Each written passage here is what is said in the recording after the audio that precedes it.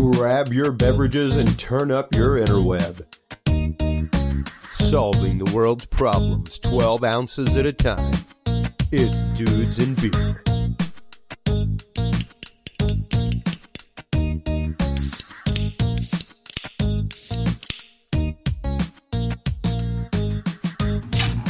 Well, hello everybody, and welcome to episode 174. Doesn't seem like we are right up against 175 here, Stephen. I am Chris Jordan, your host. With me, as always, is Stephen Bishop.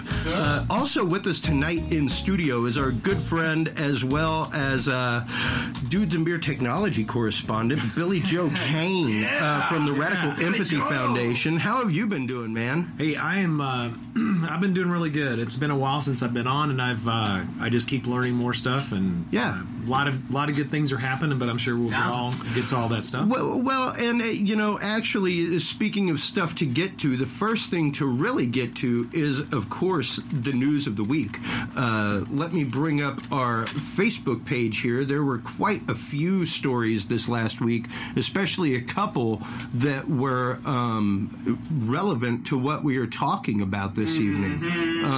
One of the first ones was a major arrest in sex trafficking going on. There were 512 arrested in California in January, as well as where was it? There was one that happened in June. 160 children were rescued in Georgia, and it just goes to show you that this kind of stuff happens all the time. Whenever you look at the news, it happens constantly. I mean, we see it all the time here in Texas. Remember that human trafficking doesn't just involve sexual trafficking. I mean, a lot of it does, but even cheap labor, slave labor for knockoff shops, things like that. Actually, one of the things that a lot of people don't think about when they think of human trafficking is not just child labor, but child marriage. Yeah. So in America, there are no strict laws that are against child marriage. Yeah. So you can literally sell your children and buy children to victimize.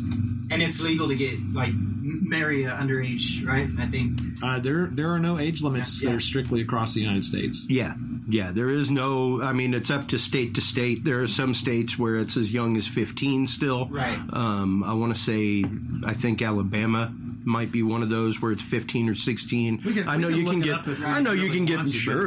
but it's just like, you can get married here in Texas with parental consent at 15. There was this one YouTube video that I seen. It was an experiment where they took this older man that was like 60 years old, and it was a girl that was like 14, 15, and they got married in Times Square, New York. Yeah. And they were walking around just to see how people would react. And they're dressed in their, and she's in her gown and he's in his tux or whatnot, and people are like, "What are you doing? What's going on? No, this ain't right." You know?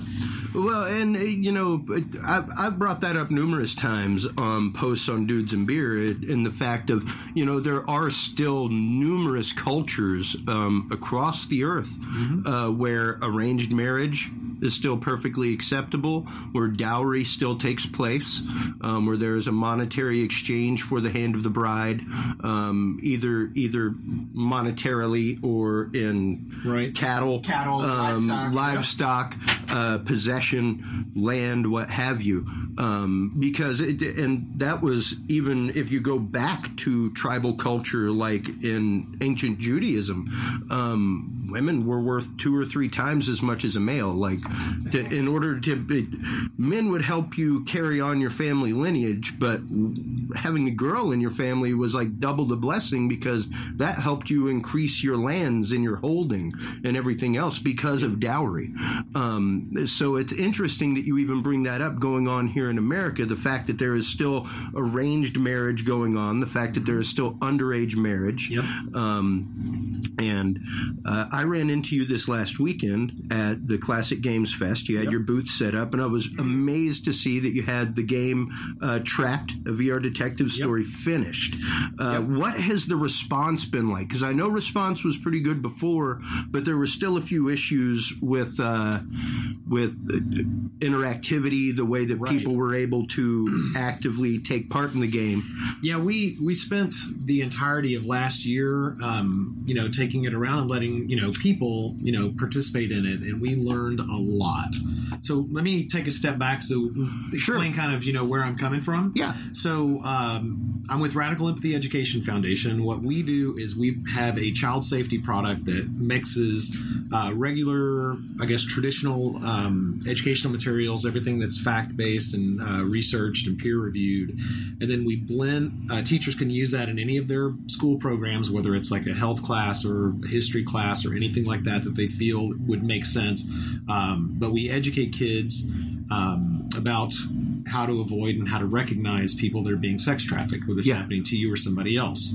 So, what Chris is talking about is that on this weekend, we had a booth at the Classic Game Fest in Austin, and what we were hoping was we would get some parents and kids to be pretty interested in our program. We just got put into McCallum High School. Awesome. So we're going to be using them as our pilot school. Right now, we're actually trying to raise $5,000 to get all the materials, so you can go to bit.ly/help-reef. I'll repeat it again. I'm sure before the evening's over. Might have to spell it out too. Yeah. Reef or whatever. bit.ly/HELPREEF. Help Reef. Reef is short for Education, Radical Empathy Education Foundation. Anyway, so what we're talking about was over time we had put together our virtual reality experience in a way that was we thought was very interesting and interactive, but when we gave it to people for them to experience, it was just too complicated. Sure. So we went through and we simplified things to the point where now we feel like the vast majority of people that walk up to give it a try, they should be able to get into it really quickly. Oh, my wife, even when she put it on, within like 20, 30 seconds, y'all went to go explain stuff, and you were like, oh, look, she already got it. And it was amazing because I remember seeing Steve do it here for his birthday last year. Was the first time you were on. That was great, man. It was interesting to see him, favorite. try and because like I've said, I've used the same controllers that you utilized originally, and they can tend to be a little clunky. It can tend to. I'm a gamer, and I think those things have weird grips. I'm old school. I didn't know about the Z axis. Or axis. I mean, I didn't. Well, and it's much more interactive now, where it's the fact of take this beer can, for instance. If the beer can was a piece of evidence, all I would have to do is scan past it, and as soon as I see it, it brings up the stuff about the beer can and everything else and the story and all that stuff. It does now. It's really cool that way. It reminds me a lot of Myst. Yeah. If you ever played Myst. Where it was like you came across something and it just gave you the clue in front of your face. Exactly. It was a really a narrative story, a narrative that went along with things. It wasn't like an action-y. Exactly. It was like, no, it occupied your mind and what you were thinking about it. Exactly. And we found that by doing that, it eliminates a lot of that. This is a completely brand new medium, right? So somebody's using virtual reality, and it's like, it sounds all silly as a catchphrase or whatever, but it's like once you put the headphones on, your brain is kind of, or your headset on, your brain thinks it's there. Yeah. You're hacking that part of your brain. You're like, you've given it 50% overload of a certain stimulus. Your brain has got the suspension of disbelief going on. Yeah. It's totally there. I guess it's really more like 20%, 40%, because it's just 2 out of your 5 senses, but it's the 2 that you rely on most. Exactly. So if you could incorporate smells, if you could which would then incorporate taste. Oh, absolutely. Yeah, they've done it for years. They did it in movie theater trials. They tried to make symptomatic cinema, where there would be scents involved, things like that. They used to do it, of course, back in the day of subliminal cinema. They would absolutely, whenever the little things would come on for Coca-Cola, things like that, they had different sounds in the background, like the sound of Coke fizzing and stuff. that was just washed into the sound. Now that just happens inside my movie. Yeah, exactly. Yeah. Now it's just product. I saw the other day, where was I? My wife watches this clip show on Netflix, but it was like, check out the product placement going on in like the smooth product placement in Days of Our Lives, and you go and watch this good God, my grandmother watched it. Like, it's been on for 40 years. It's one of the longest running shows. I watch a show with the kids. As soon as something comes on, they say sponsored by. And what was hilarious though was and you see it in movies all the time. Like, if you notice on Back to the Future, the bench that Brett, the homeless guy, is sleeping on is a Sun-Made Raisins bench. Oh yeah, things like that. Pepsi is prominently featured. But literally, they went to like do this VIP event on the show, and it was like, oh yeah, I'm just getting the swag bags ready. What's in there this year? Oil of Olay.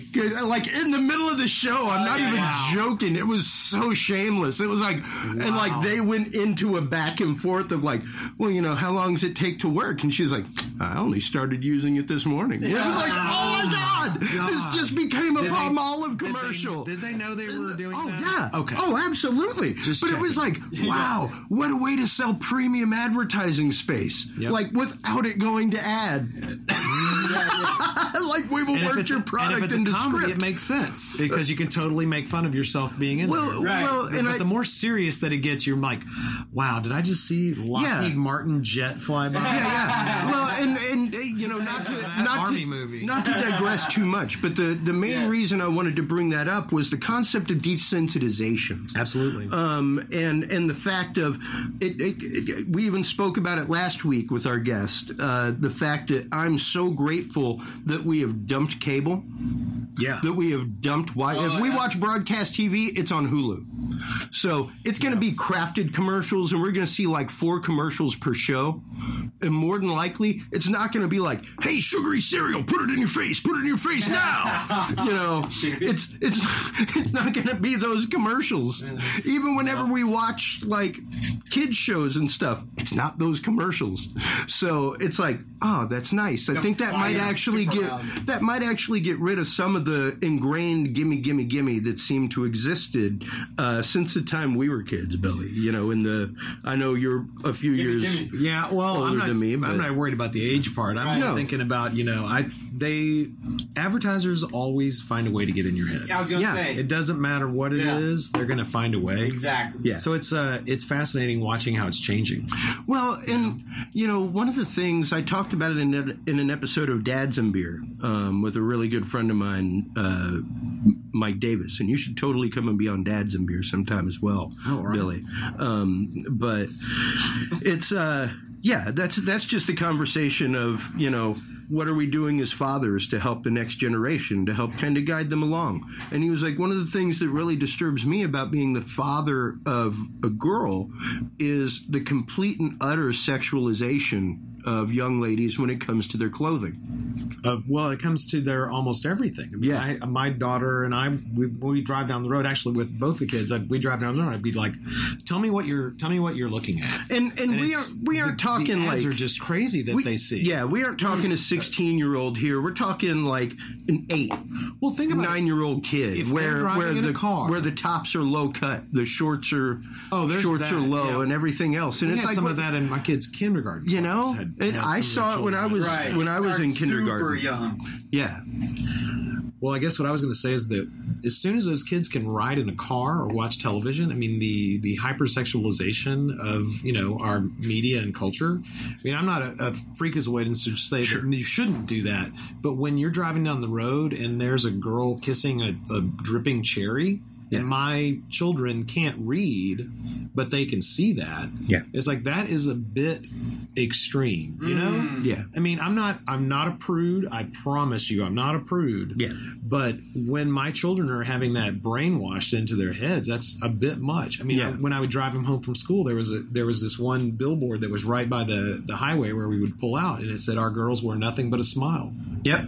And I'm like, I'm driving my kids home by that stuff. I mean, like, again, not a prude, Do what that you one want you to do in know your own how thing, but you do know give how me a have to break. know how to read to get it. But even then, as soon as you know how to read, it's like the picture that was there was not appropriate for my little girl or my little boy. Yeah. So it's a lot of challenge to grow up in today's society. Period. And as a woman, still give me a break. It's so hard for them. And, you know, and boys have problems too because they don't get to express their emotions as much as they really should. Our society is very interesting. Yeah. And so I'm raising a kid is tough, you know. Yeah. And so that's one of the reasons why I'm doing what I'm doing, because I didn't know how tough it was. Yeah. You know, and the more that I learn, the more I'm like, you know, those people that are seem maybe a little too paranoid, maybe they're not being a little too paranoid. Maybe they're not so paranoid. Right. You know, and they're not paranoid if they really are out to get you. Well, and I definitely, yeah.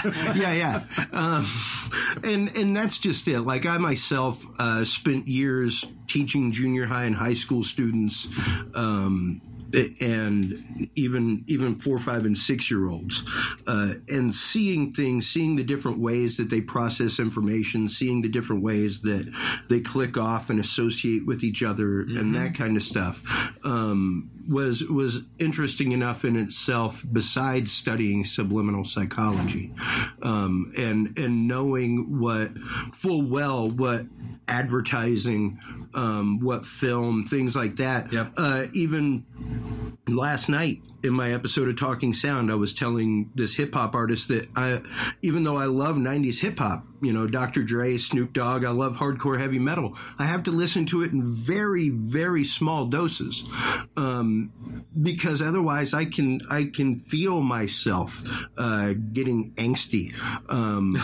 I can feel that tension and turmoil of the message going on in my head. Right. And it's something that I'm more aware of now that I'm older than when I was young. You know, I wish I could like quote this like perfectly verbatim, but I had been reading about why it is that some stations become super popular, right? And it's usually a hate station or a station that brings up things to piss you off. Sure. And one of the reasons that it works is because you literally will sit up, you know, because you're upset about something. You actually take a physical action while you're watching the news instead of like kind of passively. I don't want to say passively, but like, you know, sitting back and ingesting it and thinking about it.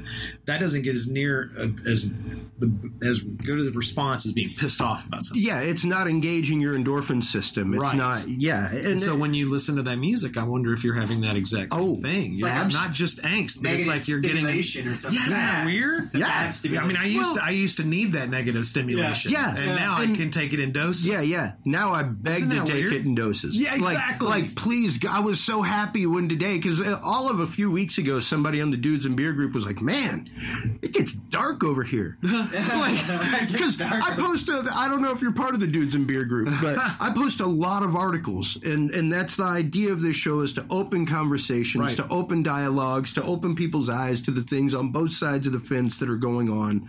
And because it's not black and white, baby. It ain't black and white. It ain't. And, you know, it's one of those that it's hard sometimes. And I was like, I'm so sorry. Like, I try to find uplifting stories. Like, one of my favorite ones that I posted over the weekend was a guy, I want to say it was in Detroit or something like that, that was passing out on the side of the road, homeless, passing out resumes. Yeah. Passing out resumes, and got like 1,000 people to respond to him. So it's like, he's got his choice of jobs now.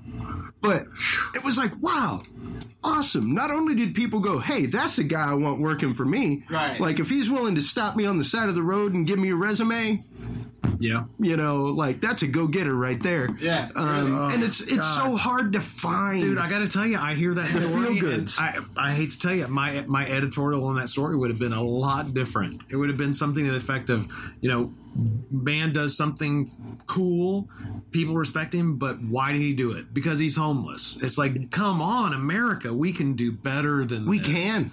You know, I got to tell you that I mean, as a kid, I don't think we had a bunch of homeless people in my hometown, although it was a tough place. But now it's like you just keep watching where new corners now have more new homeless people. Oh, I mean, this is America, and it drives me nuts. It's ridiculous. It's gotten horrifying in a lot of cities. I don't want to be the person that's like all down on it, because we can do better. Right. We do not have to give up. We can. It's just, it is so depressing to see this, and it's happening to everybody. Well, and it really goes to show, number one, the reach of need for mental health assistance in our country.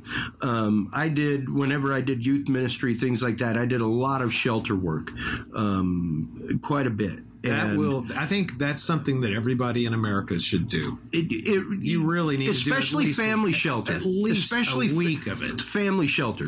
That's where it hits you, man. That's where you really learn that it could be the person in the apartment next door.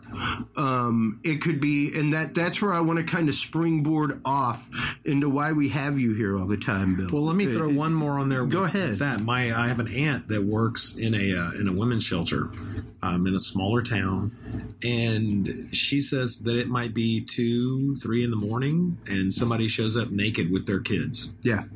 Walking. Damn. Yeah. Walking. Yeah. On foot. Yeah, man.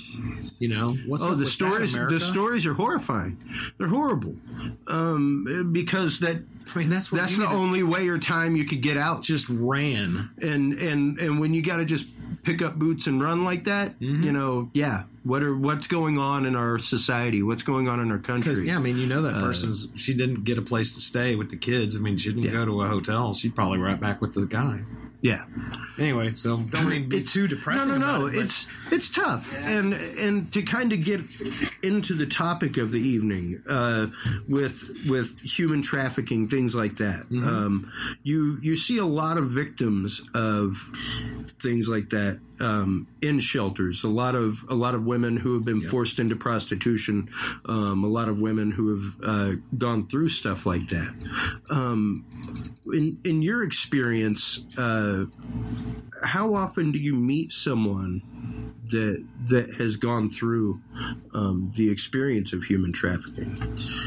So, I guess I would say that right now, because this is what I'm doing with my time, I put it out that this is what's happening. So I would say that if I spoke to, if I spent time with a lot of people in person, I guarantee you that I could find anyone has had some sort of issue with some type of human trafficking, forced labor, whatever. I mean, they say cancer affects like 1 out of 3 people, but I mean, think about everybody else around them. So it's like, okay, when we go to conferences, I'll meet people that I may have known before, may not have met them for the very first time. They come over and tell me just some horrendous story about what happened to them. We had 3 or 4 people at the show this weekend come over and just tell us these stories that are just, they needed to tell them, and so we would listen. But I found that I've had friends that have had their some of their family members being trafficked right under their nose, parental abuse. I mean, sex abuse is like rampant everywhere. So, I mean, that's been horrible. So, I mean, I've been absorbing a lot of this stuff and listening to people and trying to be honorable to their stories and their life. I'm not sure I quite answered the question. I kind of went off on the thing, but it happens more than anyone really wants to admit. I mean, people don't like to admit that their daughter was sexually molested or that their son was sexually abused. It's the hard part, probably. It's like and a lot of people don't. Do you meet like one person per show that you work? Oh my God, yeah, we might meet 10 people at a show. Oh my God, that's a staggering statistic. Yeah, to one degree or another. I mean, you know what? Okay, so you're right. My perspective is all messed up, right? So it's like, we meet a lot of people. In fact, sometimes number one, I'm here to tell you, 1,000 people is nothing. It's nothing. For example, there were probably close to about 8,000 people that walked through the event that we were at this weekend. That's a good point. Yeah, because there was at least 10 people that came by and had some story. One or the other. So when you're talking, and people that came by and had some personal what do you call them, disclosures. They wanted to tell us about something that happened. Yeah, and And when you're talking one out of every 1,000 people being impacted by something like that, that's like your neighborhood. That's only the ones that want to come out and come forward. That's Those your are the neighborhood. Ones that have a story to tell, right? You know, we've had people come over before, and they literally would walk up and they would go, "Thank you for doing what you're doing. I can't stay here because I'm getting triggered." Yeah, like I was a survivor or I was a victim. Yeah. I am a survivor. Yeah, and to know that it's humbling. Yeah. It's humbling. That's at least 2 or 3 out of a high school.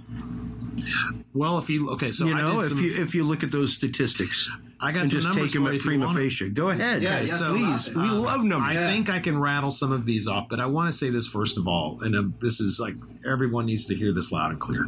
The numbers that are used for trafficking numbers are off by nobody knows how much. Yeah. Okay? So you have to think of all these numbers as like It's the best guess somebody It's can like do rape based on it. statistics. Right. Yeah. It's only if somebody reports it.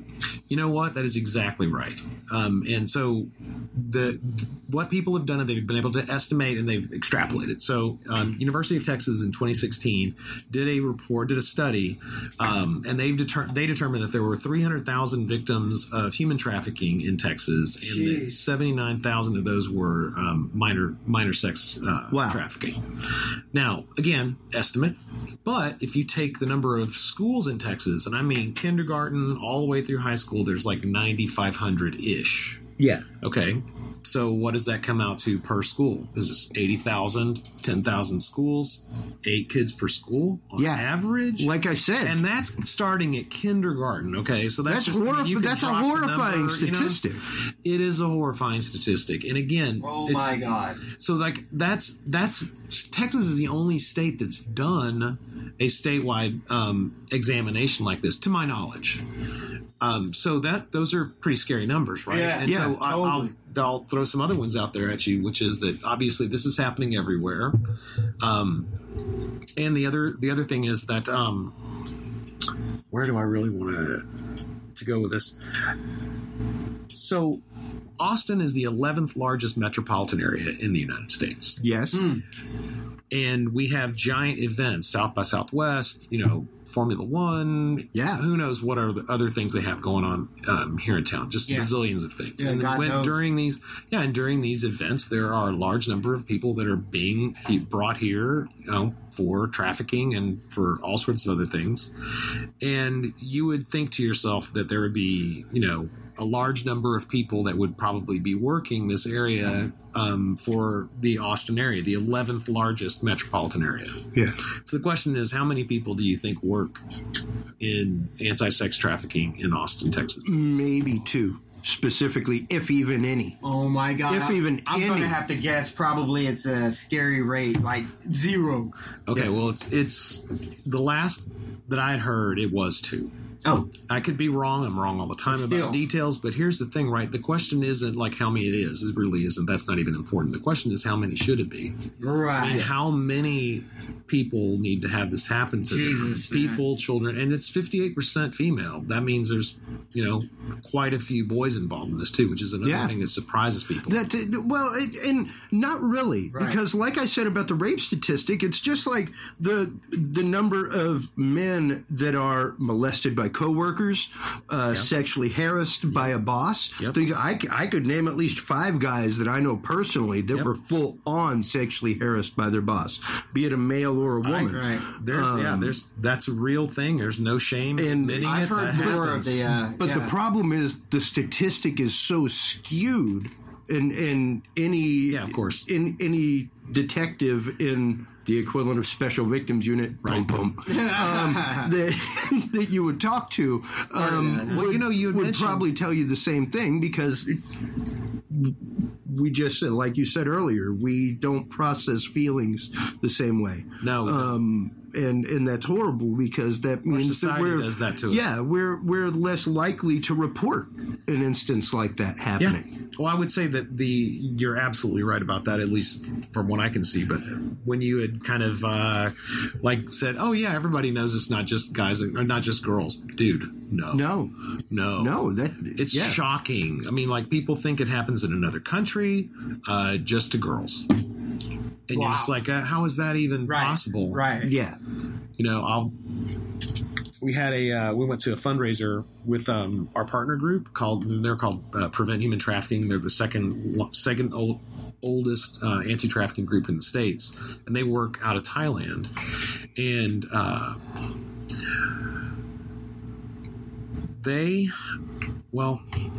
let me see where I was. I forgot where I was going with that story because I was just having such a good time thinking about them. They do wonderful work in Thailand, and they're concerned with human trafficking as well.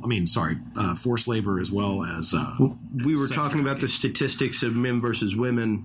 Oh yeah, things like that. Yeah, so, that's right. To bring Thailand into it, like that's one of the biggest places in the world for sexual tourism. Oh yeah, is over there, and mess. people go over there all the time. I'm trying to remember the name of the guy like 5 years ago that was like a huge catch for the FBI whenever he came back.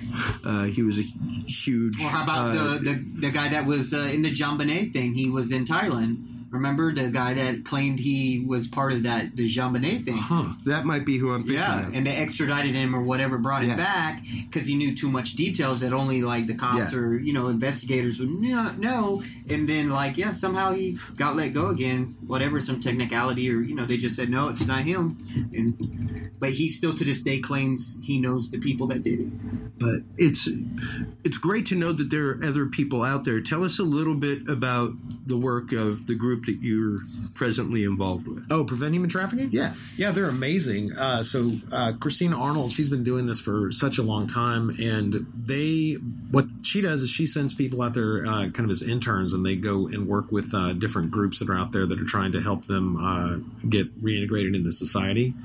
And she's also really she's been very instrumental in me learning more about forced labor. Apparently there are tons of fishing boats that are out there that process a lot of the seafood across the world. Yep. And basically people check in and they never check out. Yeah, they take the boats out to the ships that are in no man's land, and then those people never come home. Yeah, they're just huge canning factories and stuff like that out on sea. Whoa. And just processing factories that are out in international waters. Yeah, it's the modern day Shanghai. Well, it's the biggest secrets that no one knows about. I mean, I'm not a conspiracy theorist. I mean, this is all absolute fact. Yeah, and they're going somewhere. So I mean, you see, there are some laws or some governments that are trying to make a difference, like the UK's Modern Slavery Act of 2015. They're trying to get rid of any type of slavery inside of a supply chain. So I mean, those boats in Thailand are obviously better now, so you can actually get food shipped from them. But there are a lot of places that don't check on any of that stuff. Yeah. And that's not even counting the other countries or even our country that use slave labor in our prisons. Yep. To offset costs. I mean, there's some really shady stuff going on, and it's being run by our government. Yeah, right up under our nose. Yeah. And you can look at it. I mean, I'm not paranoid. This is actually happening. Yeah. I mean, I'm just saying, I've seen people on the other side of this podcast going, "Oh, that guy." I'm like, going, "No, dude, this is." It happens. A lot of people say that about me, Billy. But the problem is, I can typically point you to an article that straight up points it out from mainstream media. I guarantee that you and I both would be happy to be proven wrong, because in this particular case, I would love it. Please. I would beg. Please show me that the people that are in prison are being paid a living wage. Yeah. Please show me that they're not having to pay for a phone call to their and not only that, but that there aren't juvenile judges. Oh my God. That are straight up there was the one in Pennsylvania that had sentenced like 100-something kids to hard labor camps and stuff like that, and got kickbacks for doing it. What about all those fake? What about all those fake drug tests that lady fabricated? Oh, yeah. How many years of those people's lives did she take away? Right. Yeah. It's unbelievable. This stuff. I mean, so I've got this. I have this. This is my paranoia take, or whatever you want to call it. My conspiracy theory take. My belief is that if you do something wrong and someone else sees that you're doing something wrong, if you don't do anything about it, you're in the wrong. Right. If I saw you... Oh, you mean morals? Morals. It's a transferative property. Yeah. That if I see you doing something bad, I should turn you in, right? Yeah. So it's like any organization that's doing that, like, for instance, that lady who's faking all these test results, I'm pretty sure she didn't do that in a complete vacuum. So it's like, in my opinion, if one person gets busted for that stuff, guess what, dude? You're all just as culpable. Right. Because somewhere it's getting hidden. I've worked at companies where I knew that one person was doing something and so did everybody else. So, And everybody was just as complicit with that guy pouring that oil over in the water table, or everybody was just as complicit with whatever other thing they were doing. Exactly. I'm like, dude, you're just that's as how guilty. I feel. That's how I feel about justice. Yeah.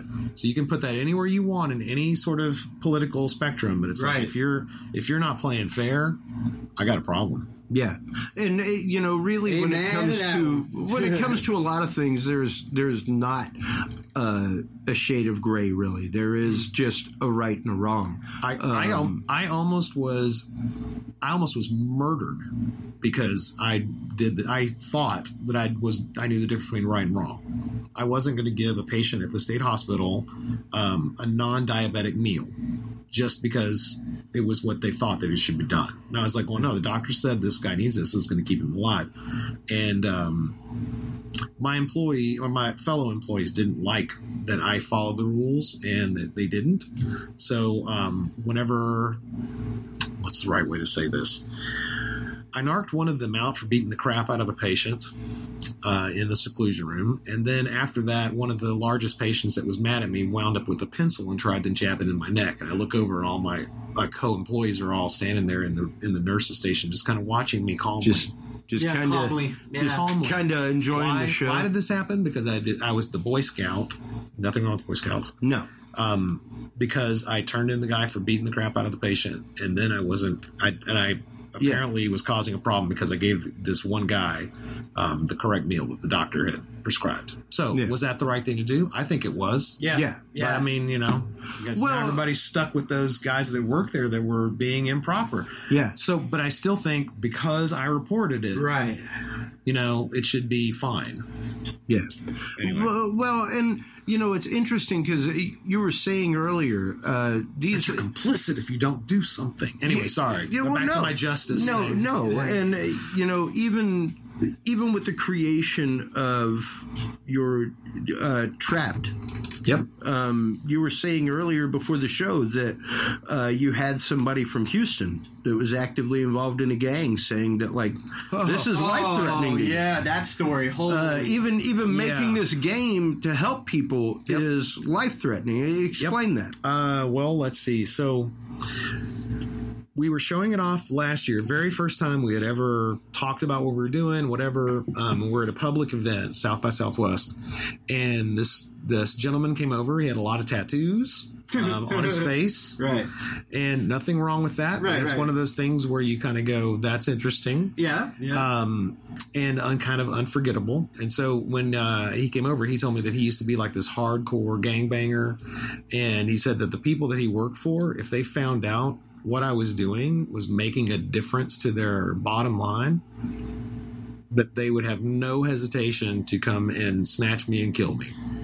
Wow. Yeah. I mean, and he gave some examples of some things that his gang used to do, and I was like, wow, that is very detailed. Yeah. That is too much of a very good description of what it is that you've done before. And he was like, yeah, dude, I had to get out of that stuff. It was absolutely out of control. And it would blow people's minds. Well, yeah. Anyway, so that was pretty serious. Yeah. And even here lately, since you were on last, the federal government passed the Craigslist Act, all that kind of stuff that stopped a lot of things like Backpage, stuff like that. So hopefully we'll see a curtailing in some things, but there's still the dark web, there's still the deep web. Let me throw this out there. So this is the thing. I didn't realize that there was a difference between different groups in the anti-sex trafficking arena.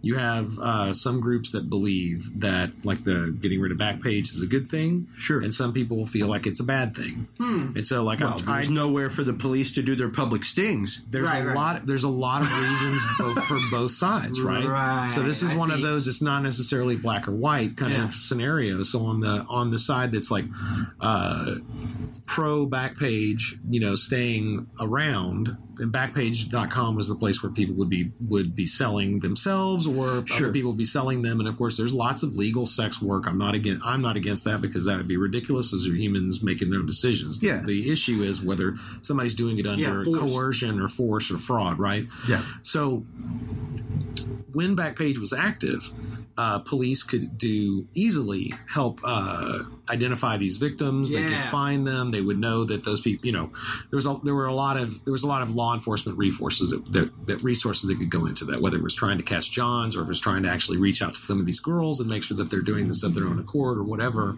That was one place that you could go. Also, those girls were not necessarily no longer, but they weren't on the street, and that could cause all of its other issues, right?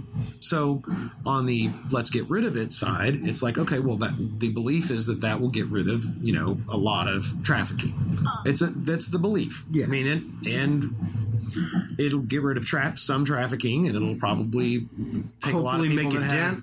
Well, maybe, but it also, may put a lot of people that are doing legal sex work, might put them at risk. Sure. So, and I'm not saying, Anyway, the point is that there's a split in beliefs there, and I don't know what the right way is. I tend to go on the side of this concept that's called this, like you can either blow up the bridge or you can erect barriers to getting on the bridge. And so, while you have like this Wild West social arena, whatever, it's like you can work really hard to make sure that's one person. Like right now, I have to do double factor authentication on my Google. I actually get a text every single time I log in, and I have to click yes on my device. So I go through a lot of rigmarole. Yeah. And that's just not happening with a lot of these web pages. Anybody can make a profile, boom, and you're done, and you can sell somebody or sell yourself or whatever. But if that thing required you to do like, bank account verification or your address or anything more than just, whatever they were doing, an email verification, there are ways you can allow people to use a product without having to destroy the entire product. Whether it's this or anything else, just as a point of fact, the more verification you have, the safer everybody is. Yeah, no, absolutely. Everybody's safer with more verification. Yep. And, until the government gets it. Well, until anybody gets a hold of it that shouldn't be using it. And, even looking at sexual trafficking online, like you said, large events that travel, large events that are all over the place, like the Super Bowl that was in Houston a couple years ago, that kind of stuff. I know even Jennifer Carpenter posted an article out of Houston all of a few weeks ago saying that there was a huge bust that happened with a sex trafficking ring in Houston. It's a hotbed for it. It's all over the place. Yep. And port cities, large highways. Right. Those are two biggies, large populations, etc. Yeah. Big highways and ports, which is duh. I mean, that's where you have ports, by giant highways, but that's where the people come and go. Well, and even down on the southern border, thinking about the refugees, the people coming across the southern border, how many of them, especially youth and stuff like that, are accompanied by people that are not parents, are even people that have paid to come across the border. Yeah. That kind of stuff. That even if they're coming over to work and all that, it's still human trafficking. Somebody is still getting paid to carry human cargo. That's human smuggling. Surprisingly, I'm not trying to split I guess that's true. I guess really that's not. True. Yeah, I know there's that listener out there that would be saying, "No, it's not that." But smuggling and trafficking are almost intermixed, and one can beget the other, so to speak. So it's kind of a weird one. But you do have to have that distinction for the law. So what is the distinction then? So human smuggling is actually having somebody moved from one place to the other. Which can also be. God, I can't think of the right word for it. Sorry. But trafficking is using force, fraud, or coercion to get someone to do something for you, whether it's sex or any other type of. And the smuggling would be more like that person is doing it on their own will, kind of. Smuggling? Yeah, right. I don't think it matters. No, I mean, it's still kidnapping, I think. Yeah. But it's like, everybody didn't ask to be smuggled. I'm pretty sure. And how would you prove it anyway? If they totally wanted to. It's a lie, whatever. Anyway, yeah. So if you hire a coyote to get you somewhere, I think that's because that's what you want to be done. Right. But I think the people that are doing it are still smuggling you. Okay. Yeah. I'm not a legal scholar. That's all right. That particular aspect. That's a fantastic differentiation between the two, because it's an important differentiation to make. Yep. And with that in mind, even thinking about that issue, and thinking about people that travel internationally for their thrills, that kind of stuff. Why is it that we don't have more international law to cover that kind of stuff that helps prevent it? You hear about international issues all the time, even in refugee camps, stuff like that. There was the article that I shared with you this last weekend about the kids that traded themselves to go from France to Italy. Yeah, I've been watching. I've watched a couple of videos on that kind of stuff. And, that is a really good question. Why isn't there more cooperation to do that stuff? Yeah. I mean, one of the things that seems to be a difficulty, and of course, anything can be solved if somebody actually wanted to do it and there was enough coordination. Yes. One of the things that happens is people lose their passport, or they have their passport taken away from them, and then they're not a person anymore. Right. Yeah. It's like you've surrendered your physical identity. Yeah. I mean, you don't have any. Yeah. Where are you going to get that from again? Yeah. You have to go back to your country and prove yourself again. I mean, that's just an enormous mess, and that's one of the ways that people really get stuck into this. They may fall into this Romeo spell or whatever. They convince them they loved you, and then they bring you to Italy, and as soon as you get there, they just take your passport, and that's it. And you're done. That's it. You're done. Yeah, and it's like I don't know what is the answer to trying to avoid that kind of stuff. I don't know, but maybe not making it so hard to identify yourself in some which way. I don't know, but I mean, if you're stuck somewhere and you can't prove who you are, what do you do? Ooh, that's a toughie. I don't know. Yeah. That's a scary, situation. Yeah, but it's a situation that happens. Yeah, right. Well, I mean, we're thinking about it from the first world, point of view too. I mean, like you can imagine these other countries where people don't have a lot of this type of infrastructure, and it's like, they're migrants, man. That's it. Who are you? I'm, good luck. You'll never figure out who that person is. Dang. Yeah, refugees, man, that's serious business. Those people, they're not walking that way for fun. Yeah. Yeah, exactly. And even people traveling. I remember whenever I spent my semester in Rome, it was something that was warned to us, like don't let anybody take your passport. Mm-hmm. You need to have like 5 copies of those around the world, and people that you trust in other places to FedEx them to you. Yeah. You know? Wow. You know what I mean? Yeah. It's like you don't go somewhere with I only have one. That's it. Yeah. No way. No way. Yeah. Make copies of that. If I know that's what I'm going to do, I'm like, I'm going to go travel the world. Now I better have a couple of extra passports or something. Yeah. Yeah. It's it can be scary out there. It can be absolutely a taken moment sometimes, depending on the country that you are visiting and where you're going to tourist. But when thinking about things like that in the realm of VR and how VR can help people learn empathy for each other, exactly how is it that y'all are using Trapped to not just help educate people, but to help train people as well, to identify some of the means by which people are trafficked, the way that people are kind of Pied Pipered into this spiral of a world? That is a great question. So over the last year, I've had the opportunity to meet a whole lot of people across the spectrum, and they've all given me so much insight. I've been so fortunate to speak to them. And after talking to probably about a dozen different experts in this field, I started to, and I think it's obvious anybody's been doing it or been paying attention for a long time, but there's basically a pattern that's happening. And while every single story of any, victim or survivor is completely different, and no situation is better or worse than the other. There's no comparison between different things. You start seeing that there are very common things, whether it's sexual abuse or emotional manipulation or Stockholm syndrome or battered spouse syndrome.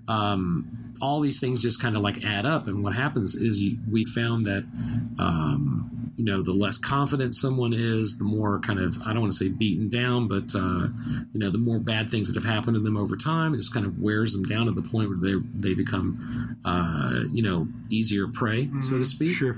And so as we had gather all that information, we started seeing that, okay, one of the ways that people really get stuck into this is like bad relationships and bad psychological issues. So we tried to model a lot of those triggers or grooming techniques inside the experiences we could.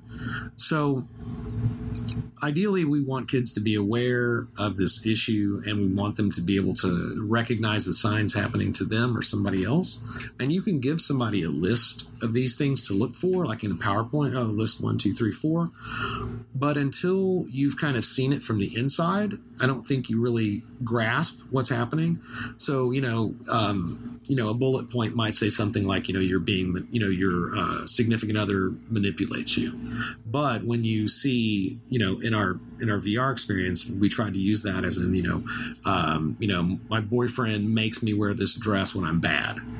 Like, oh, that's some subtle manipulation stuff. Yeah. But when that kind of thing happens, you just start getting weaker and weaker, and pretty soon that person has the complete control over them. So as we've kind of learned this stuff, and we're trying to tie in all of the things that we want people to recognize with these emotional triggers and manipulations.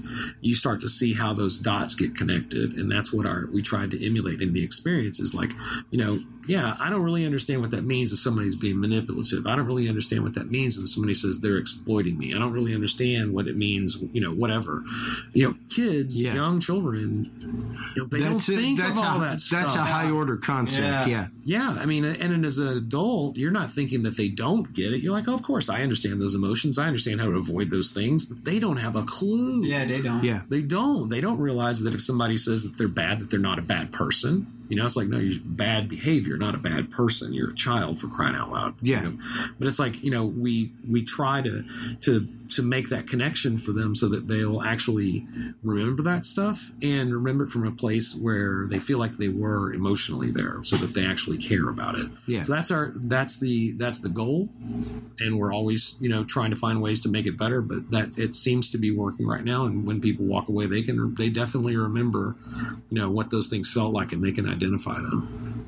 Now, number one, that's incredible that y'all have gotten just in a year to the point where the interactive experience is much more seamless.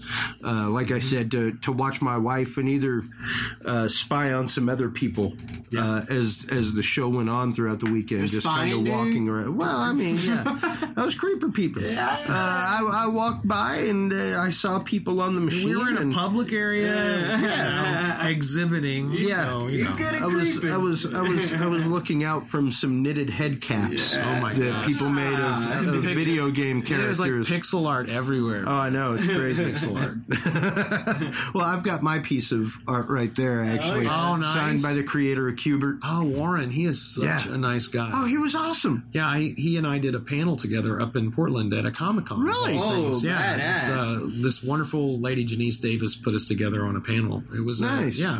Warren is as nice as you would ever want to. Yes. Want a So person cool. you ever Yeah, want to he meet. was totally cool. And on top of that, he actually donated to our Facebook fundraiser. Wow, fantastic. I that's can't so say enough cool. nice things about him. Yeah. Money has nothing to do with it. He's a wonderful man. Yeah. And, with that in mind, number one, what are some things that people can look for, especially as the school year is getting ready to start up, things like that? What are some things that parents should be aware of to look for possible sexual grooming from people, things like that? That is a great question. So I'll say this, that because on our website, if you go up at the top right, it is radicalempathyfoundation.org, radicalempathyfoundation.org. There is a section on there that says, the signs. So you can check it out, and there's an enormous list on there. So if you wanted to go ahead and take a look at it. But so if you're a parent of a kid that is going to school, I would suggest that you don't think about this as what you're trying to look for in your kid, but what you're trying to look for in like all the kids. So a lot of people general think behavior. This isn't happening. Yeah, this isn't happening to my little Timmy. It's no. You should just be aware of these things. Yeah, right? as part of the village, you need. It's just like I was saying last week. I came across a coral snake in my backyard. I know that the two neighbors have young children. I immediately went and told them, "Look out! Yeah, there's been a coral snake around. Kids tend to want to pick them up." Yes. It's behaviors that you want to key in on, that you want to be aware of. That, maybe you see in another kid in your kid's kindergarten class. Exactly. Stuff like that. So there's a number of those things, and one of them, is as simple as they seem tired at school. There may increase drug use. They may miss a Friday or a Monday. So are both of them. Because they're taken out of town over the weekends. Mm-hmm. They may have long job hours. They may be receiving gifts that they couldn't possibly afford. Mm-hmm. There's, iPods. An older boyfriend. Yeah. iPods that may not seem to have an actual job. You know what I mean? There's like some of these things seem, pretty obvious. The trick about all this manipulation is that the psychological aspects are really hard to notice. I think unless you really can talk to your kid about this stuff, it's hard to try and tell them, I want to give you confidence in yourself because I'm not a parent that knows how to give you confidence. You know what I'm saying? Well, not every parent can do that. That's so what you're looking for as a parent is the friends that may not have a lot of confidence. They may not seem assertive. They may not have a lot of friends. They may be shy.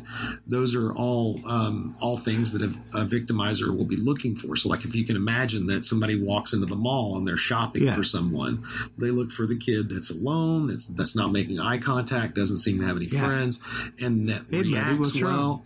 Yeah, if they react well to positive reinforcement, that could be that's a sign for them. They're like, oh, this person needs attention. Yeah. So it's like that's kind of as a parent, those are the things you look for. And I remember a few years ago, and I may have shared this with you before, but I remember a few years ago, there was a time where I was just going onto Facebook, and my niece had lost a couple friends, one via car accident, one via suicide. She was like in her junior year of high school, and this utter rando reached out on her Facebook page and was like, hey, if you need somebody to talk to. And I was like, yeah. But Rando, I don't know about this. How old was Rando again? Oh, Rando was like probably in his mid-30s. Yeah. Something like that. Talking to a 16, 17-year-old young lady. Yeah.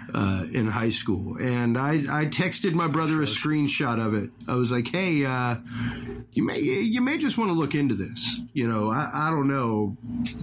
I don't really see any affiliation here. I'm trying to see. And he started digging deeper, and he was not like family related to any of her friends. He was friends with some of her friends, but all of his friends were like straight up high school students, stuff like that. And he sent him a message like, hey man, you need to leave my daughter alone. And it was one of those moments where it was like, thank God I hopped on Facebook today. Jeez, I was not nearly as engaged with Facebook as I am now. I'll tell you what, though, man, you helped her, and dodge a bullet, man. It's right there. Cool. It's so easy. It's so ever present. Like, and don't get me wrong. Even the statistics of kids getting kidnapped and things like that are far, far, far less than what you would ever actively think, right? According to the FBI and stuff like that. But the number of kids that are abused, the number of kids, even in the state of Texas, we did an episode on it where just at the end of the last school year, there was basically an instance per day of the school year, if not 1.5 amongst the entire state of Texas of inappropriate actions with a student. And that may be as simple as like, hey, I'm the band director. The kid's parents never came and picked him up. I gave him a ride home. Everything from that to like, I'm pregnant from my 15-year-old student. Wow. You're right. There was quite a bit of time where that was hitting all the time. Oh yeah, regularly. And you know, to see that even right here, looking at the Radical Empathy page on the right of radicalempathyfoundation.org/learn-the-signs, attend to the basic needs of people. This is under the sexual trafficking promises. So these are on the left are the indicators, and on the right are what they refer to as promising practices, and which is interesting that you saw it that way. These are meant to be the way to help someone. Okay. But I love that you saw it that other way, because they were trying to figure out, should they use the word best practices or promising practices, because they can't like guarantee these are what you should do, because there's not like a best practices. So that's what they came up with, and your read of that was really interesting. But yes, so the thing that they want to make sure that everybody knew or knows that if someone discloses to you, if they are going to tell you what happened to them, the most important thing you can do is believe them. Yes. Because if you're trying to invalidate them in any way, shape, or form, man, they're never going to tell anybody ever again. You're feeding right into their victimization. That's right, and you have to believe them. So that's the one thing that needs to really be pointed out in here, and it's not even really as up there in front as you want, but it's like you need to believe them. Yes. Yeah. Well, and there's listen actively, be aware of power dynamics, explain your role to provide transparency where possible. Treat them as a victim and with respect. Yes. Yep. You don't turn them into they're not a witness to their own crime. That's one of the things that's another big issue with law enforcement, is they think, oh, that person's just going to tell me everything. It's like, well, no, dude. You cannot turn them into a witness. Well, and you also can't assume the fact that they have full recall of everything that happened in a traumatic event. I mean, think about things in the terms of a car accident. You know, how often do you, I don't know, how many car accidents have you been in, Billy? A couple. Luckily, none were my fault. I can 100% How often do you remember every single part of the car accident? I can tell you what I do remember. Every time I've had a near-death experience, I remember every bit of it. It's like it goes on. Right. But there are plenty of things that if you get traumatized about, you're not going to remember that stuff. There's no way you can remember the order either. You know, that's kind of the point of what you're saying. Yeah, exactly. It's sequentiality, I think. I was just watching the film today, and that's what they were talking about. To even find the point of origin for somebody, to even find the point of recognition for some of these victims is such a paradigm shifting moment. Yeah, and then you, as an interrogator, if you will, or a worker that's working with them to get their story out, you have to piece it together for them. You just get a little bit here and there, and then they're having to work it out. And that's I was just, like I said, I was listening to that thing earlier today, and that's what that lady was doing. She was going and doing interviews and trying to put them into sequential order. Oh, yeah. Wow. So it's like, these people, trying to build a timeline of information to these poor people that are just mistreated this way. I mean, this is like, this is another thing that I've been learning. It's like, this doesn't have an age range. No. And I mean that there's no age range. No. Wow. Another misconception there. Huh? Well, Zero. Yeah. And it even says right there with the promising practices, do not assume gender. Yep. Nope. You know, don't. I mean, that if you're trying to really be respectful of someone, you have to be as neutral as possible. You know, and that's really the most important thing, I think, is the neutrality and the non-judgmentalism. It's hard in our society of doxing, in our society of really and truly a lack of empathy. Yep. To not, you know, and I callously said it before the movie Taken. Prime example, I told my wife I want to make a series of short films where if the one person made the decision a different way, the movie's over. Yeah. You know, like Taken. You just flew to a foreign country and some dude goes, well, hey, you want to share a cab? Sure. Oh, how about no? Yeah. How about no there? Like, you could trace that whole thing back to one decision. Right. Like, you just made a really bad decision. But the problem there is that that's judgmental thinking. That was absolutely like a 16, 17-year-old girl, you know, going off on her first trip abroad, naive to the ways of the world. Some cute dude comes up and says, hey, let's share a cab. They're really expensive. You know, all of these things make sense when you think about it from the point of view of that kid that doesn't really know. I mean, you're not really fully formed until you're mid-20s. Oh yeah, no, your brain isn't gel until like 23, 24. Right, and so here we are. You know, we're watching these kids make those decisions. You're like, no, it's like going, parenting. They fall for the easiest thing almost. It's hard. It's hard to be a parent and remember all those little things that they don't know. Yeah, it's hard. Yeah. And, you know, even thinking about that with my son coming up and coming to the age of school here in a couple years, you know, it's something that, you have to let them go. You have to let them do what they're going to do. Right. But you still have to be as educated as possible as you can be. It's much like I'm staying up on a CPR certificate. Yep. The odds of using it or to use the Heimlich maneuver. Well, I'll tell you. Okay, so I don't know if I mentioned this to you at the show or not because we luckily got to spend some time together there. We did. So one of the things I've learned in the last year is that if you're a parent and your kid is 3.5 years old, you need to make sure that they understand the scientific names for all their body parts. That way they can describe accurately what's happening to their body to somebody else if they need to. To a doctor, to it. And here's the other one. This is the part that I didn't pick this up either. A child needs to have 3 people outside of their family that they can trust to talk to. So, for instance, if something is happening inside the family, they have to be able to tell that other person, whether it's a teacher, doctor, you know, a friend of someone in the family that's far enough away, that they need to be somebody that is objective. Yeah. About the situation. Not family blind. Yeah. To what's going on. I also learned that, you know, that's some great advice there. Stranger danger is horrible advice. Yeah.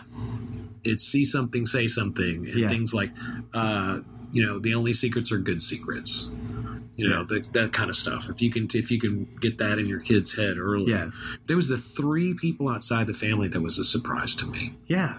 You know, that's interesting. Names for body parts, sure, that makes sense. Yeah. You know, we worked on that from the beginning. But I mean, I don't know, that just surprised me. And the whole stranger danger being the worst thing you can do to children was also a shocker to me. But I mean, and I'm 50 whatever years old, and I'm still learning these new things. Well, and you know, as someone who worked with kids and stuff like that, I could see where the stranger danger would be something that you absolutely don't want to ingrain. Because, hey, a cop's a stranger. Right. An EMT's a stranger. Once you want to go... I just had the incident all of a couple weeks ago where my mother was in town. A couple false hips, false knee. She was in town taking care of my son. Yeah. And fell. Oh, Lord. While I was up north working and my wife was up north another direction working. And she texted me like, hey, just so you know, like I had to call 911 and the fire department came and picked me up. So I was like, okay, I'm coming home. She's like, no, I'm okay. I'm like, no, I'm coming home. There you are. That's happening right now, whether you like it or not. And we had to have the hard discussion. I had to have the hard discussion as a son, stuck in the middle of, listen, my child is more of a liability to you than you are to him. Yeah. Like if you're having problems walking to begin with, would your doctor recommend you walk around with a squirmy 20-pound bag of dog food for hours on end all day? Yeah. Probably not. Yeah. Imagine in her mind, she's like, yeah, I can totally take care of it. Yeah. I've done it a million times. And that's what I said. I was like, I in no way, shape, or form am casting doubt on your ability to care for my child. I think it's something that's in your mind. Right. You're like, oh, dude, I can totally do that. Well, and she said it. The reality is like, oh, she said it. She was like, I feel like I'm being fired. And I'm like, you're not being fired. Yeah. No. You're not being fired. It's just the fact of right now, if you fell, he doesn't know he doesn't know how to go get help. It's a safety issue on both sides. Yeah. Right, It's the fact of in 6 months, he'll be able to pick up your phone. He'll know what go get my phone means. And he can go get your phone and help you. But not right now. I think now he can't. Your mom's having a real emotion. It was, a real thing. But yeah, it's tough sometimes to let that part of you go, okay, you know what? I shouldn't have an ego about this. It's hurting my ego a little bit. But it's like, you know what? I'm just old. Yeah, it makes sense. It's logical. And I'm fine with it. And like I told you, hey, we can come in for the weekend. You watching him for 2 weeks on end? Dude, I played one of those dance games over the weekend. Whatever they had, because they're usually like $8 million, but it was free at the show. Yeah. So my daughter and I got on that thing, and about one hypersonic song afterwards, I was like, my hips are killing me. Oh my god. So yeah, for the rest of the show, I was like sitting down and going, no. Yeah. But yeah, it's just that's what it's like.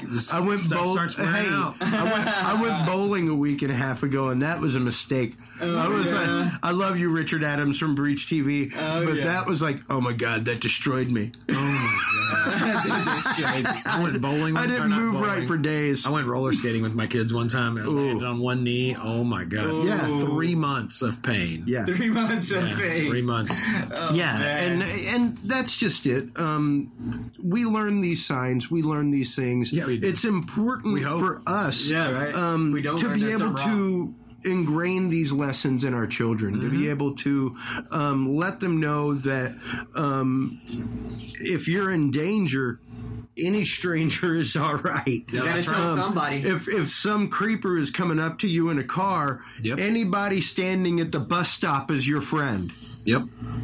You know what I mean? Exactly. That it's not always that black and white rule. That I am convinced that more people want to be nice. Right. Oh yeah. Right. By far. I have utter faith in humanity. I do too. My wife thinks I am the fool of fools. That's just a Boston in her. I think when you get people by themselves, like two people together, I think they want to be nice to each other. There's like a study that shows that if you have two people sit down, right, even though they can't speak the same language, they just sit there and look at each other for like 2 minutes. I think it is. They like fall in love almost. I mean, it's like this massive thing. It's as long as you can make eye contact. That's right. That's so human. That's what separates us from the animals. I mean, we are so entirely close to our ape cousins, to chimpanzees, to gorillas, everything else. Would you call me? And there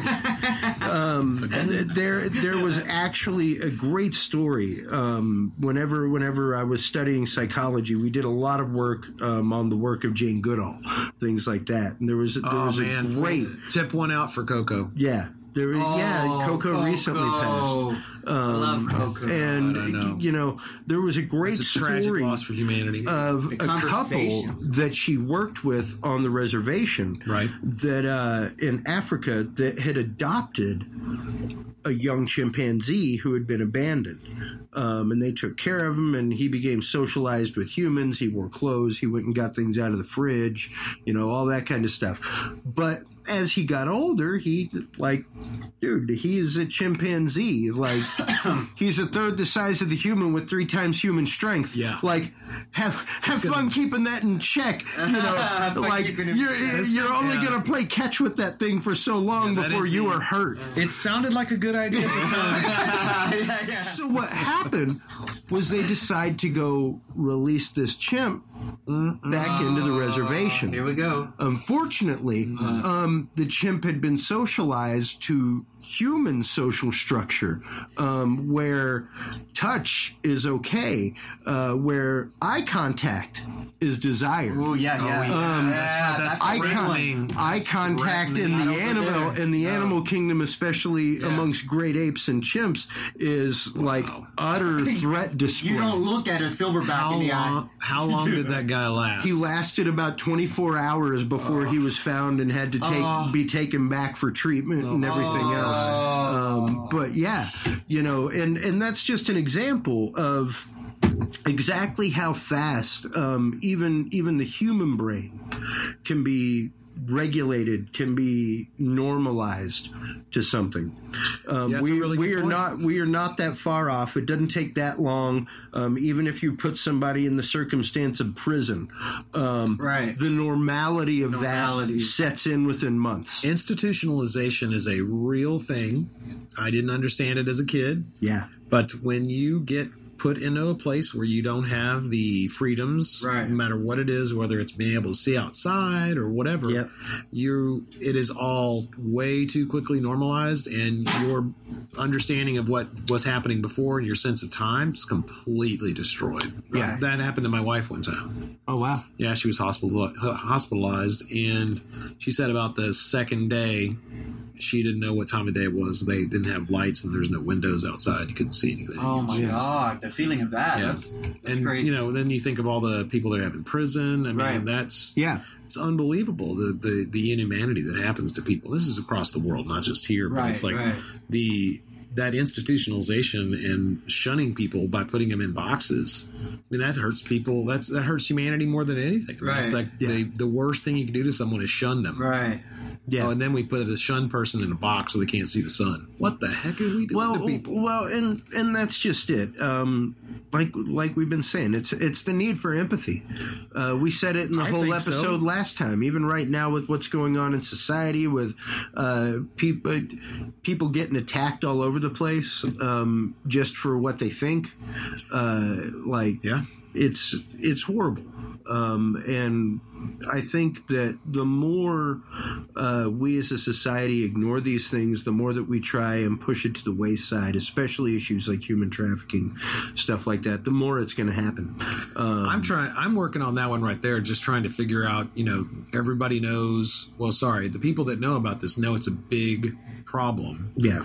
And there is, I mean, I've been, in this arena and looking at social media and things like that, and there's virtually like no uptake on this. People just don't seem to be very interested in it, or they're scared of it or whatever. But I've tried to engage the largest multinationals in this arena on Twitter and other places.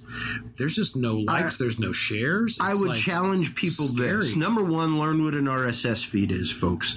Good one. Follow some news via RSS. Quit waiting for it to hit your social media feed, stuff like that. Number two, follow FBI.gov. Follow FBI.gov. They are one of the main things in my RSS feed. FBI.gov. And man, I'm here to tell you, you will see regular arrests across the country in this realm. And when you start seeing it in front of your face every other week, where you hear about something like what happened in Georgia in June, where they freed 168 people. Or no, arrested 168, freed 560. Yeah. Pardon me. Pardon me. Wrong stat there. I know, freed right? 560. 560, like... It makes you wonder, I mean, how many is too many? That's disturbing. 560. That is... That's a staggering number. My hometown had, I think, 1,250. So I mean, It's like half of imagine my entire village. that's the equivalent of them. Yeah, like my graduating class was 500. My graduating class was 183, I think.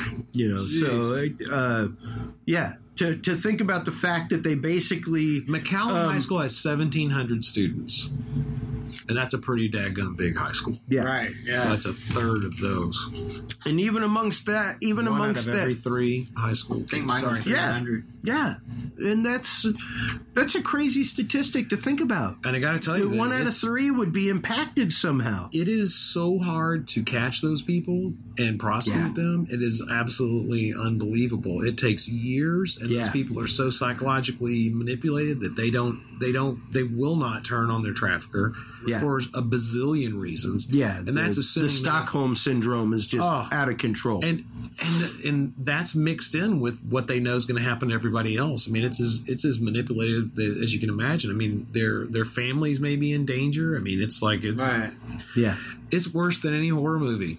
Yeah. And I don't think that they're doing enough to go to the head of the, you know, I think they're getting all these low bottom traffickers. To me, you know, like when you hear of the bus or something, might blow our mind to 500 or whatever, but that guy was nothing to them or whoever. I don't think anybody knows like a drug dealer on the street. Go for the cartel. Right, but you don't have to. So the drug trafficking, as I understand it, the poppy comes over here and it gets turned in, you know, whatever. Yeah. But you can find girls and boys in every neighborhood, so you don't need to go. Yeah. You don't need to have that kind of supply chain, if you will, which makes it so much more, cell-like, right? It's like it's all these completely non-connected cells, which could be, unfortunately, is like imagine that stat being they busted 168 pimps and released 560 prostitutes from their control. They're all cells. Victims of prostitution. Victims of prostitution. Yes. Yeah. Victims. Specifically victims. See, this is the thing that's all okay. So I love that you phrase it like that, because that is exactly what goes through most people's minds. And that's why I phrase it that way. No, and because great. Because we think, these 500 people got saved. Yeah, I am pretty sure that some of those people are not freed anymore, and I'm pretty sure that there were many reasons that they didn't turn on their pimps. And I also understand that one of the things that happens to people when they get when they actually escape trafficking is they get put in situations where they can't possibly succeed. There's not enough money for them to have housing. There's no adequate psychological care. There's no job training. There's no job education. I bet their credit's destroyed. They don't have any. I mean, literally, we're talking about people that are of any age. The only credit you have is what you've established, and when you haven't established anything from the time that you're legally an adult, you have nothing to draw from. They can manage to get out, can't survive on what we have as a social safety net. Yeah. And so they, unfortunately, sometimes decide to go right back in because they know they'll have a roof over their head and they'll be wearing clothes. Yeah. And having food. It's absolutely ludicrous. It's an institutional mentality. Yeah. Well, yeah. I mean, our society was not set up to keep us in a house. Yeah. Yeah. That was not the goal. Yeah. If it was, it's failed. Sad as that sounds, but I mean, when it comes to this type of thing, I mean, it's sometimes this is a way people keep a roof over their head. Yeah. They may prostitute their children or their grandchildren. It's absolutely outrageous what people do to survive. I mean, of course, there's no way that anybody could justify this, but I mean, that's what the decision that they make is so that they can keep a house over their head, like a roof over their head. Yeah. It's bananas. Well, and with that in mind, as we wrap this episode here, Billy, where can people go to find out more about Radical Empathy Foundation? Where where can they go to get involved? What can they do in their local community to help raise awareness for this? That is a phenomenal question. Thank you so much for asking it. So the first thing I can say is that all of our social media handles are Reef Cares. So that's Radical Empathy Education Foundation, REEF, Cares, CARES. That's on Twitter, Instagram, Facebook, LinkedIn. And what we're doing right now is we're trying to raise money to support our first pilot school. That pilot school is McCallum High School. They just agreed to use our program this year. And what we're doing, because they're our pilot, is we're trying to raise the money to support them. We're already going to give them a discount on everything. And what we have to do is we have to raise the money to buy the virtual reality equipment and the computer. Okay. And I have to, pay some of my educators for the work that they do. But other than that, we're going to be supporting them, and we hopefully will be expanding into new schools across the nation soon. We're using our pilot program to find out what works and what doesn't work, so we can take that educational experience and apply that to what everybody else is doing. Trying to basically iterate just like you would in the quote game industry. So to speak. No, put it out, try it, measure it, try it, measure it, try it. That's it. And the only way you can do it is through actual application, through actual use. And I want to say this is very important for what it is that we're doing for this cause, is that we are measuring effectiveness. So we're trying to figure out, did somebody learn something? And if they did learn it, are they going to remember it? Yeah. And I want to see that become a standard for everyone that's doing this kind of training. I want to find out, what is working, what's not working. And I think we should all share that so we can find out what parts are working. I mean, it could be possible that everything that I think is going to work is going to fail miserably, but I'm going to learn that it's failing and I'm going to fix it. And if it's working really well, we'll try to do more of that. And I think that's vitally important for what we're doing. That's why, I want to take this, interactive industry mindset to this. Let's try something. Let's measure it. Let's try it. Well, and I even heard you the other day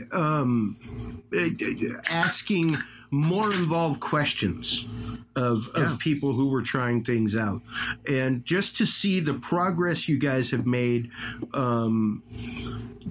with the content of the game, with the interaction of the game, right? With the immediate development. Like I said, to watch my wife, who is not a gamer, never been a gamer, to watch her put on something that she has never worn. Right. Like, I remember going to the mall when I was in high school and paying like $10 to play the VR games and stuff like that. Yeah, and like hunt my buddy down in VR, for 10 minutes. Captain Power. All that kind of stuff. She never did that kind of stuff. To see her put on your technology, jump into the game, and immediately start interacting with things was awesome and incredible, and it must be so incredibly powerful, especially with teenagers and stuff who really need that that cooling threshold, that 30 milliseconds between click and reaction. Well, I'll say this, that, I've done a lot of research on this stuff. And, of course, I'm not the most knowledgeable person about it. But they say that experiential education is the thing that leaves the most impression on you. So it's like you can read about using a shovel, but until you use a shovel, it just doesn't make any difference. What we found is that by being able to give those people that experience so quickly, it has really made a difference between the absorption of the material, because they're able to get in and just immediately forget that the rest of the world exists, and they can actually just dig right in. Yeah. And that took a lot of what would be the right word?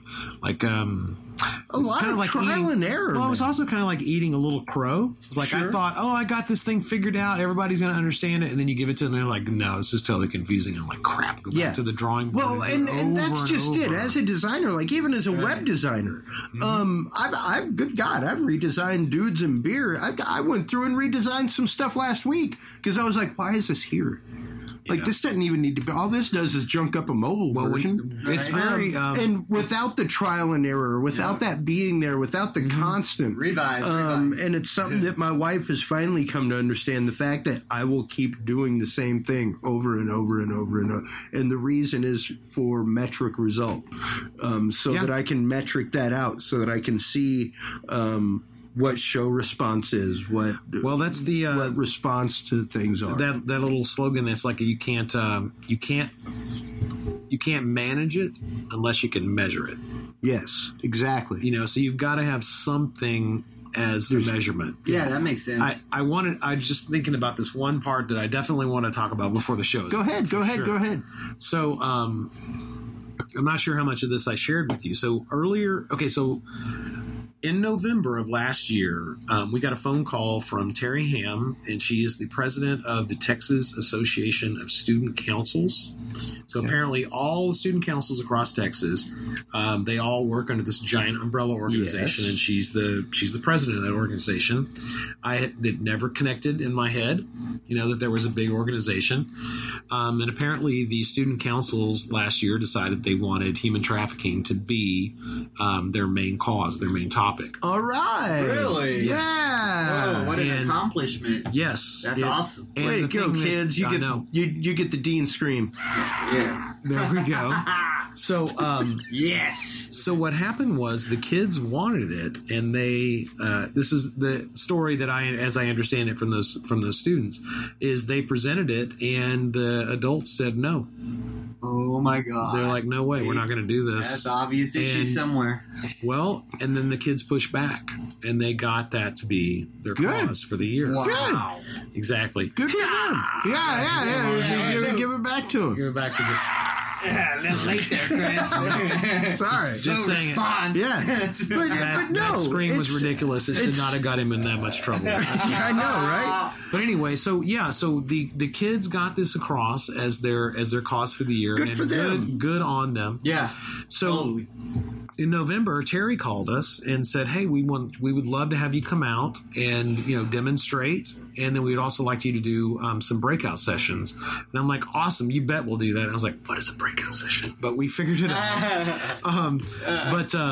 So we were really, really happy to get there, and I knew that as we were planning to be there, I had already done some educational after school stuff before, and I found out just how bad the situation is with as far as school electronics and hardware and computer and webs and stuff like that. Or sorry, webs, internet access, please. The tubes, and the tubes, the information pipes. Exactly. Thank you, Al Gore. Another joke. Yeah.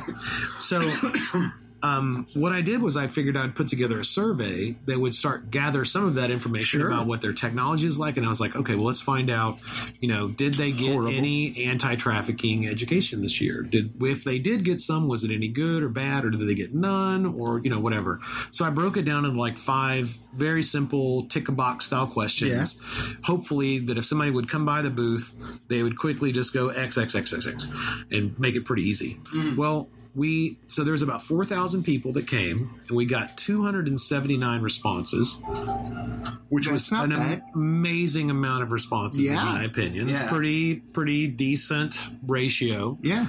I wish we'd have gotten more, but I only had 300 pieces of paper, and we did the best we could with them. So of those results, there were 86% of our respondents, 86% of the 279, that said that they either had no anti-trafficking education or what they had was substandard, was not good at all. 86%.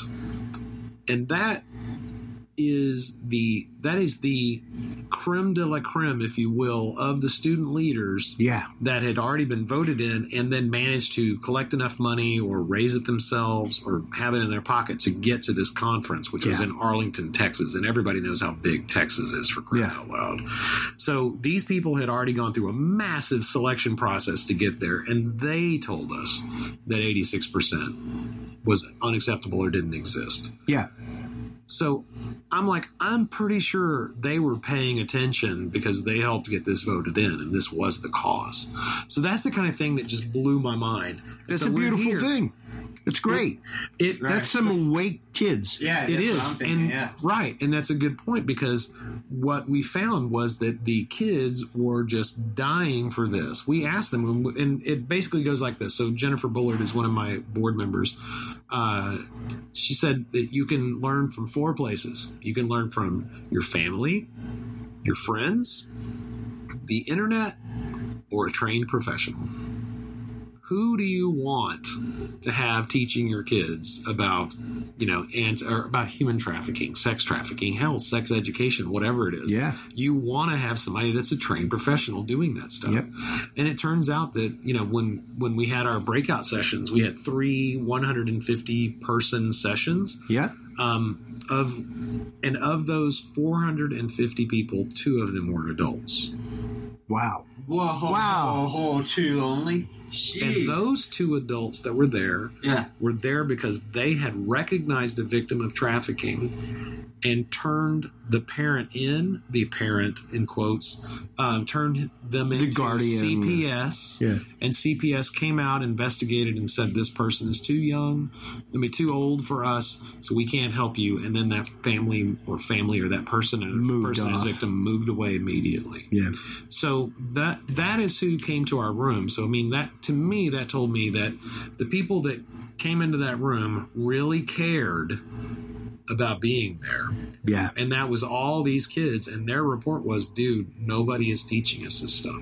Yeah. So that's my message to the adults right now, is like, the children want to learn and you need to teach them. So I think that's really vital. And I'll share this last bit, right? So like I said, we've been to these conferences. You've been to 2 of them so far. These are like regular people conferences. They're not like, an educational conference or just a video game development conference or some sort of segmented thing. It's like we go to lots of regular people conferences. And what we have found is that if somebody is around 25, 30 years old or younger, if we talk to them about what we're doing, they'll ask, what do you guys do? We say, hey, we make a product. It's child education, and it teaches people about human trafficking. The younger you are, the more likely you are to take a full step forward and dig in and ask, tell me more about this. Yeah. Right. What do you mean? What do you mean? I'm really interested. Tell me how your program works. There's the virtual reality thing. I'm very interested in that. And if you are over 40 years old and older, you take a step backwards. Yes. That's not for me. There's nothing I can really do. I'm just one guy. That's funny. That's what guy. You think. What comes out of your mouth? Check it out. That's just me as the Joe Schmo. That's not me. You know me. That's not me. That's the Joe Schmo's mentality. So remember, the kids would say, sorry, Joe Schmo. They would say, that's really interesting. Right. So would the adults, but they would be walking backwards as they said, that's really interesting. And you're like, what kind of interesting is it to the kid versus the adult? Because you're using the same words and you're walking in different directions. Right. What's going on here? You know what I'm saying? It's like this. And if you filmed it, which I have not done, but if you filmed it, it would show such the psychograph on that would be incredible. Yeah. And I guarantee you it's the technological hurdle. It's the fear of the technology. I've asked children about that, and they think that children don't really have the fear of it. No, the children don't think it's the technology. The children think it's guilt. Oh, ooh. I think the indication that I've received so far is that they believe that adults have something to hide. They think they may have one thing or 2 things in their past that they want to come up. Like they know somebody that they should have helped, or or maybe they thought they might have done something inappropriate in their life too, whether it was intentional or unintentional. Yeah. So it's like this really, really interesting situation. Presumptuous, but I can see. It's interesting that's what the kids think. That's how would anyone? Dude, that's a deep insight. Right. Yeah. Who would form that research study to tell you where? That is the weirdest thing. But these are the stories. My kid would probably be the one to do that. Yeah, he'd probably be like, "Oh no, they just have some horrible." That's because you let him read real stories. Look at that. But it's fascinating to hear what kids think and why they think it.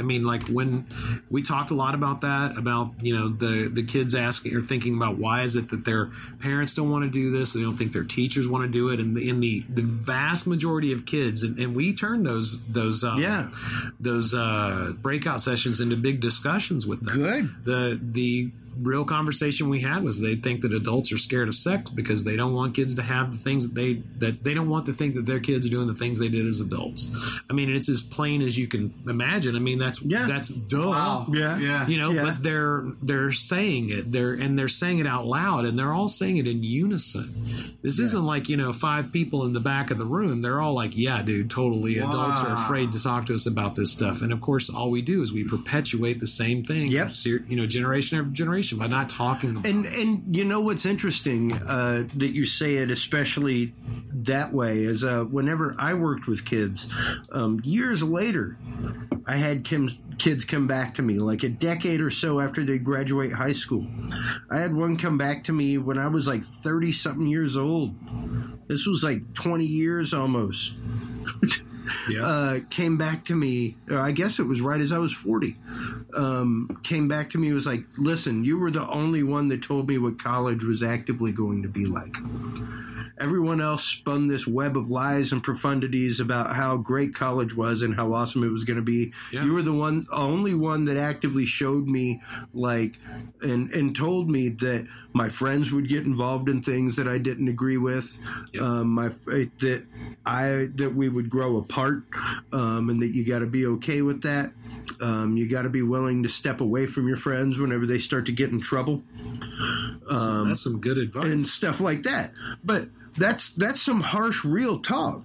And whenever you come in and go, look, like, I'm here, I'm your teacher. Like, I'm obviously, like, here for your best interest. Like, here's my GPA from a semester of messing around. Like, this is a blood alcohol content. It's not a GPA.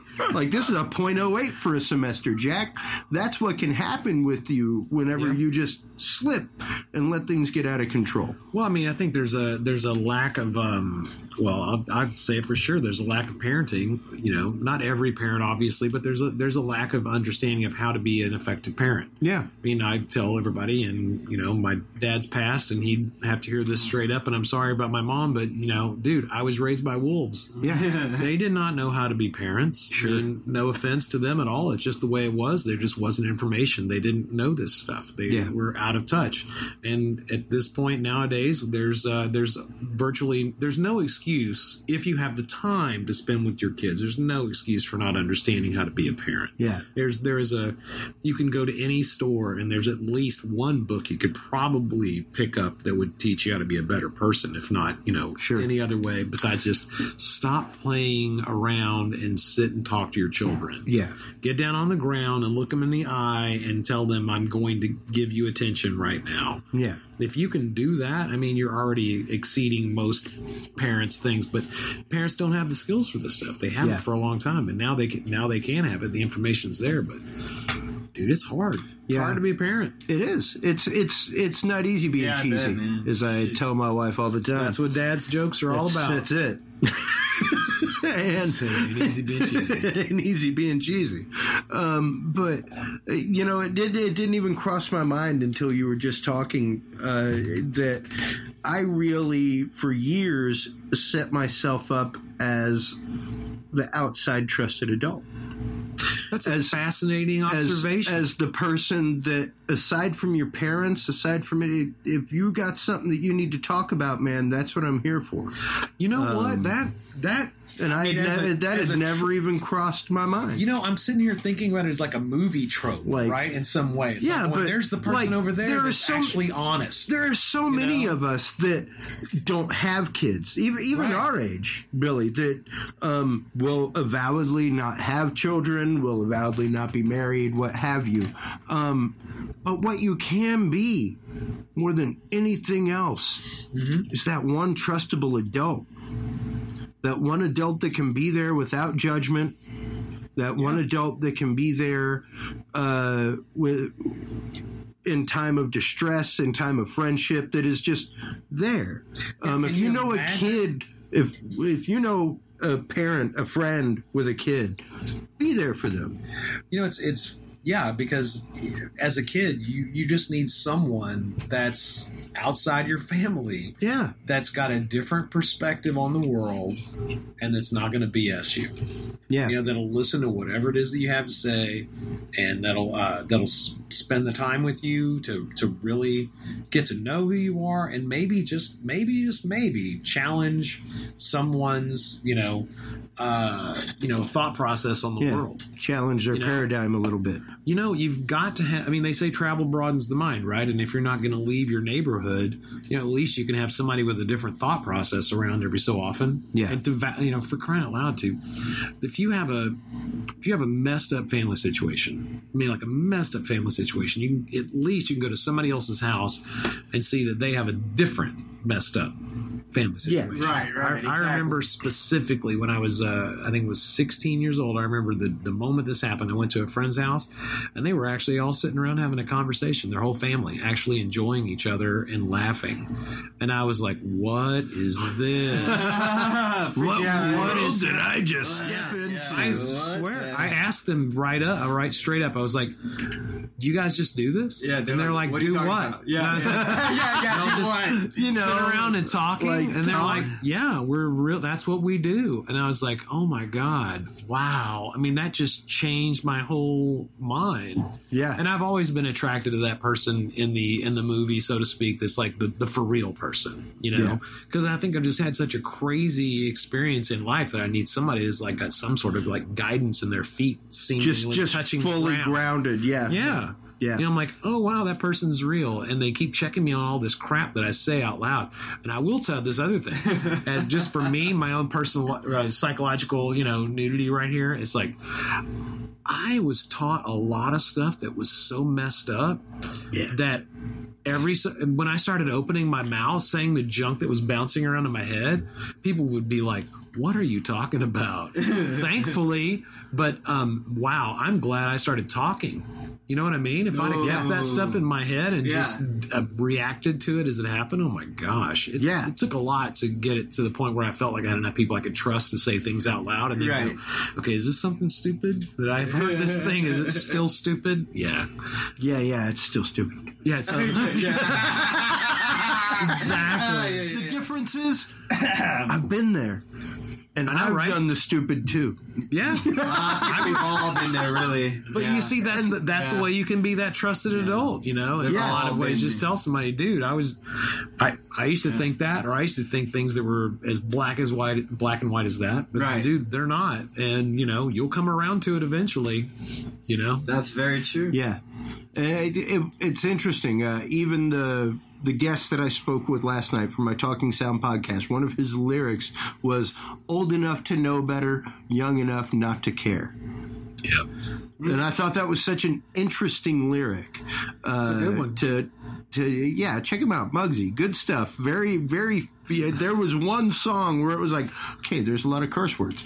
But that was the only song. Every other song had this utterly deep message about society and your place within it and how to fit in. And come to find out, he worked with youth. And it was like, well, there you have it. Yeah. It was like his hip hop brought him into working with youth and brought him to this greater understanding of society and belonging and the need to belong, the need to be understood. And that is really at the root of all of this. That's at the root of it really is how people get trafficked to begin with. Is they people want luring, pipering. They need acceptance and love and unconditional love. And if they're not getting it, they're hungry for it, and they'll take whatever they can get. Yeah. And as human beings, I mean, the worst thing we can do to each other is to shun them. Yeah. And if you're not getting that kind of love and acceptance and unconditional, appreciation and love, in your family unit, good Lord, they're going to go try to get it somewhere. They're try to get something. And that ties into your college thing, right? Yeah. You get to college, and if you've never had anybody that's really... if all your relationships are based on something cursory, if you don't understand the fact that you have one of the things I used to try to ingrain to my students all the time, especially in junior high, was the difference between friend and acquaintance. Bingo. You have a ton of acquaintances. You can probably count your real friends on one hand, guys. Exactly, yeah. And those are the people that, like, when your grandmother dies, they will be at the funeral. Yeah. Yeah, that's right. You know, like, and I can still to this day, one hand, count the number of people that were my friends that came to my grandmother's funeral. You know, those are still to this day like the people that I keep it. You'd have been there, Steve. You just didn't know me. Right, exactly. It was like 20 years ago, bro. You're going to appreciate with that precursor. You're going to love this story. Go ahead. So my Uncle Dewey invited all of his friends out to go on a fishing boat. Like, we're going to go. We're living on the coast. We're going to go do a little tour out in the Gulf. Sure. The Gulf. And we're going to go try to catch some fish or whatever. And I was like, all right, Dewey, here we go. Let's go do your fishing boat thing. So we get on the boat. And there's maybe five, 6 people that are all there. I'm going to up it to 10, just so I'm not being... Sure. So we all get there, and we push off the dock, and Dewey's like, well, I got to tell you, we're not here to do fishing. I was like, what? He says, we're getting married. So he and my Aunt Sandy were going to get married. Holy cow. And we're like, whoa, man, congratulations, I didn't get you anything, you know? And he's like, no, dude, you came fishing with me. Yeah. And that's the only people I really wanted to invite to my wedding was anyone who would show up and go fishing today. And I was like, hell yeah. Skippy, man. That's cool. You know what I mean? Yeah, that's cool. It was a great experience, too. But, I mean, it's exactly like you're saying. Really It's like, who are you going to count on to go fishing with today? You know? That's really cool. Who are you going to count on when there's a problem? And who are you going to be able to count on when, you just kind of just want to go hang out? You know? Who's going to make time? Dude, that's cool. If you know a kid out there, that needs a friend, be a friend. God, Don't be afraid to be a friend. Yeah, dude, look around. If as long as you might be the only one. You have that other person's best interest in mind. That's it. Go make a friend with someone that doesn't have a friend. That's it. These people are the ones that need it the most. Yeah. They need you to be kind. They need you to be understanding. It may take them a long time to feel like they can trust you. Yeah. And maybe they never will. And it's not a challenge. But the ones that are most vulnerable, you have to think about it like this. Imagine that you are a pack of antelopes. And one antelope is not as fast as the other, or maybe it's sick. And as that group of antelopes run past the lions, lions are going to pounce on the weakest one every time. And that's what's happening to our youth today. Yeah. Some people are obviously in the wrong place at the wrong time, and that's what it is. But they catch you when you're weak. They read your social media. They can tell when you're having a tough time. You had a personal experience with this. Yep. That is one of the most common ways that people get pulled into trafficking is by the person that comes by, offers them attention at the time that they're weakest. Social media is the biggest way that people will admit their worst moments in public. Yep. Feeling sad. Mm-hmm. Yeah. Exactly. They get on there all the time putting today's a hard day for me. It should say, I'm a target. I'm a target. Yeah, basically. If your social media is public and you're telling people that, you are making yourself a target. Absolutely.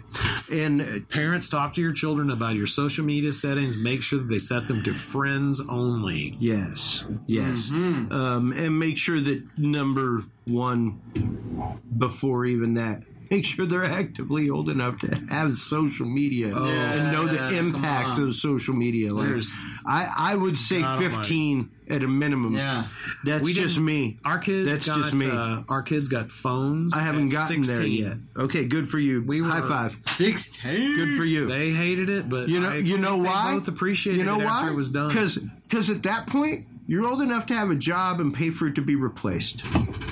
That's why. That's true. That's an interesting comment.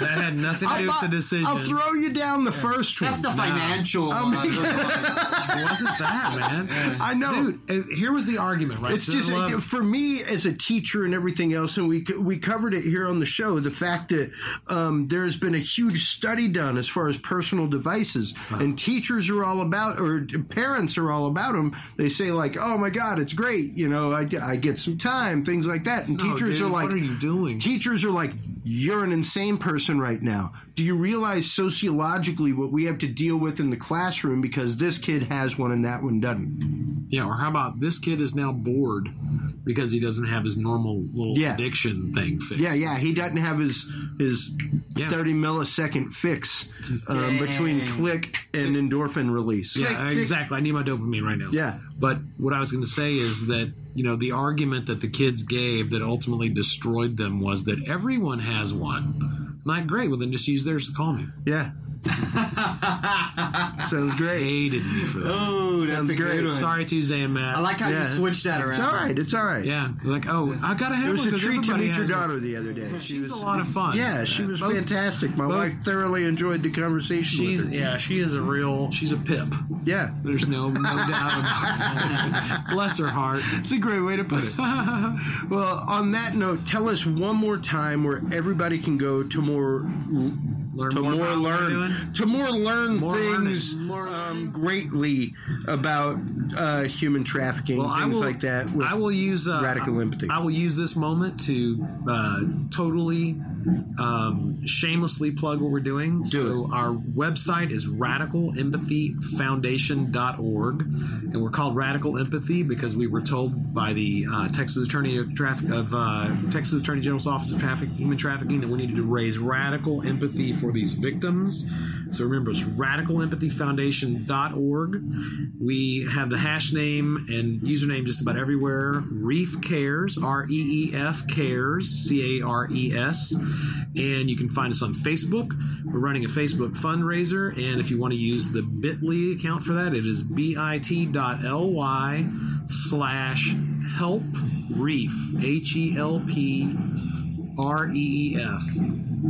We're also taking donations on our website. If you go to the donate tab, not only can you use debit cards, credit cards, but if you have a used or lightly used gift card, we have a gift I saw that. Yes, you can type it in, and it is surprising the number of gift cards that are selectable on there. That is great. It's nuts. That is great. You got 23 cents left over on a Dave & Buster's thing, or you've got a every little bit helps, folks. Nickels, pretty cool. Pennies make nickels, make quarters, make dollars. And I'll tell you, that's the thing, is that every penny that gets used for what we're doing goes straight for helping these kids. I've supported this place I've supported Reef for quite some time on the money that my wife and I got from selling the house, and we're ready to have some people give us a hand and help do the rest of the lifting and get this job done. We believe that we can actually eliminate human trafficking in one generation if we can empower enough people to do the work. Think about Mothers Against Drunk Driving. What did they do in the 70s? That's right. It was a grassroots organization. Yeah. They blew up, and now stuff is illegal. With them and Dare at the same time. Yep. It was, Yep. We can do the work that needs to be done. We really can. We just have to empower just enough people so they can keep their eyeballs on all their friends, too. Well, and we definitely want to help raise as much awareness as we can for you guys. Make sure to go out and hashtag Reef Cares all over the place on social media, folks. Stop on by, check their stuff out at radicalempathyfoundation.org. Make sure if you are a parent involved in the PTA, stuff like that, make sure that this is something that your PTA board is talking about. Make sure that it's something that your kids' teachers are aware about. Got to bring it up. Make sure that it's something that you're aware about. Like we said, 1 out of 1,000, think about this, folks. 3 kids fit onto a school bus. Those school buses are 20 seats deep, all right? That's 1 kid out of every 10 school buses, man. 1 kid out of every 10 school buses has been impacted by human trafficking in some way, shape, or form. It's a mess. That's deep. That's something crazy to think about in society. I will drop this and I'll let this go too, but statistics show that 60% of the kids that have gone through the foster care system are also affected by sex trafficking. Yeah. Mm-hmm. that is an enormous number. That's an episode into itself. Let's have you back in a couple months to talk about that because, I'm just saying these numbers are ugly. Yeah, it's not a pretty thing going on. I've heard different stories on that. And on that note, everybody, make sure to go on by radicalempathyfoundation.org. Make sure if you're in the PTA, if you're a teacher, if you're a student out there in school listening, I know we have some kids that are late in high school that listen. Please write our contact page and tell us to contact your school. That's all you got to do. We won't tell them your name. If we just have a way to reach out to your school and find a teacher, the number one way that anybody can get an anti-trafficking program into their school is through a really motivated teacher. That's right. That's what it takes. Right. Get one of your teachers excited about it. Tell us to call your teacher. We will find our way to get to your school. Yeah. And with that, while you're online, thank you so much for coming tonight, Billy. It was great seeing you this weekend. So much. Even better having you back on tonight. Every time. Always great having you on the show. And until next time, while you're online checking everything out from Radical Empathy, make sure to stop on by dudesandbeer.com. Make sure to stop on by hcuniversalnetwork.com, our parent network, where you can catch all the great stuff from Yes But Why podcast, Talking Sound podcast, as well as let's see, we just had Gentlemen No Class post an episode. We just had Blah Blah Show with John Baum post a great episode.